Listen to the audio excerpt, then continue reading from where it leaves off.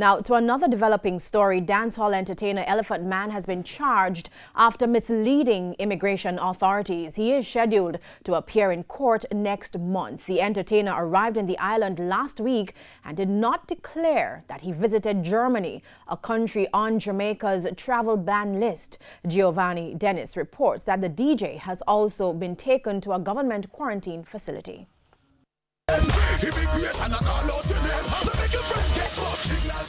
One of a plethora of hits by DJ Elephant Man. Today, it was police signaling the entertainer that he has been charged for misleading immigration authorities. The 44-year-old DJ was charged under the Immigration Restriction Act and the Perjury Act. A team from the Counter-Terrorism and Organized Crime Unit, CTOC, visited entertainer's home and served a summon on the entertainer. Elephant Man, whose given name is O'Neil Bryan, is scheduled to appear in the Kingston and St. Andrew Parish Court on Wednesday, April 15.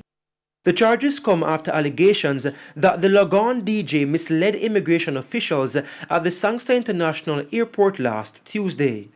He reportedly did not declare all the countries he visited, one of which was Germany.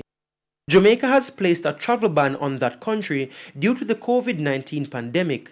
118 persons have died from COVID-19 in Germany, with just under 30,000 confirmed cases. The police are urging persons in the meantime to be honest about their travel history or else. These laws exist to protect us, especially in times like these. If we discover that you have been dishonest in your declarations, we will come at you with the full force of the law. Elephant Man, in the meantime, has been taken to a government quarantine facility. A team of police and the Ministry of Health officials went for the DJ at his apartment in Kingston this afternoon. Giovanni Dennis, TVJ News.